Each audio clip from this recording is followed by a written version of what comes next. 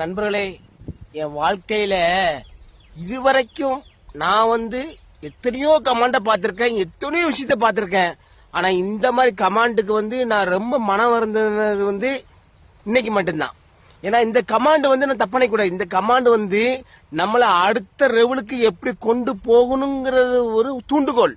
ஏன்னா இந்த கமாண்ட் அப்படி கமாண்டு ஏன்னாச்சுன்னா இந்த கமாண்ட் போட்டு நான் உங்களுக்கு சொல்றேன் கேளுங்க. எனக்கு வாழ்க்கையில துரோகிகள் யாரு, நல்லவன் யாரு, கெட்டவன் யாரு, நம்ம சுத்தி எப்படி எப்படி இருக்காங்க, நம்ம அடுத்த ஸ்டெப்புக்கு போனோம். அதனால ஆண்டவன் என்ன ஒரு தெளிவுபடுத்துறான், என்ன சுத்தப்படுத்துறான். அதனால இந்த கமாண்டுக்கு நான் வருத்தப்படவே மாட்டேன். ஆனா கொஞ்சம் வருத்தம் வந்துச்சு. ஆனா இந்த கமாண்டு தான் நம்மள அடுத்த லெவலுக்கு என்ன போவதுக்கு தூண்டி இருக்கு. நான் எனக்கு நிகழ்ச்சி இல்லாம இல்ல, ஒரு ப்ரோக்ராம் இல்லாம இல்ல.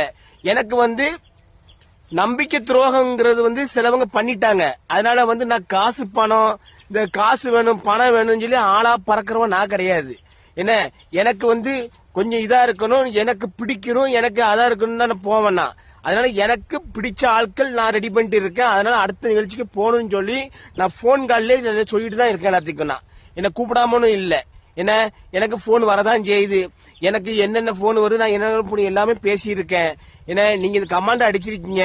இந்த கமாண்ட் நீங்க அடிச்சு தப்பே கிடையாது. இந்த கமாண்ட் தான் என்ன அடுத்த லெவலுக்கு என்ன கொண்டு போற கமாண்ட். இந்த கமாண்டுக்கு நான் வருத்தப்படவே மாட்டேன். இந்த மாதிரி கமாண்ட் அடிச்சு நீங்க சந்தோஷப்படுறதுனால நல்லா இருங்க.